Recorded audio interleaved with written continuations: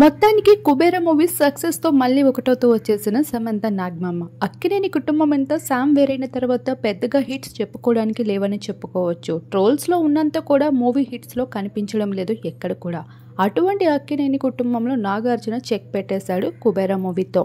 హీరోగా పని జరగట్లేదు అనుకున్న నాగమామ మొత్తానికి అయితే క్యారెక్టర్ ఆర్టిస్ట్గా ధనుష్తో కలిసి వర్క్ చేసడం జరిగింది. ఈ మూవీలో ధనుష్ 30 కోట్లు తీసుకోగా నాగమామ 15 కోట్లతో సరిపెట్టుకున్నారు. రష్మిక 4 కోట్లతో అయితే సరిపడుతూ వచ్చేసింది. మూవీ కోసం టాక్ లేదు, పెద్దగా ప్రమోషన్స్ లేవు. అయినప్పటికీ థియేటర్స్కి వెళ్లిన వారు ఈ సినిమా హిట్ అవ్వడం ఖాయం అంటూ దద్దరిల్లించేశారు. అలానే ఈ మూవీ ఒక్క రోజులోనే కావాల్సిన కలెక్షన్స్ అన్ని దక్కించుకోవడంతో ఇక ప్రొడ్యూసర్ డైరెక్టర్స్ అందరూ కలిసి నాగమామతో సెలబ్రేషన్స్ అయితే మొదలు పెట్టేశారు. ఇక వీళ్ళు చేస్తున్న హడావిడికి నాగమామ చాలా ఎమోషనల్ అవుతూ వచ్చేసారు.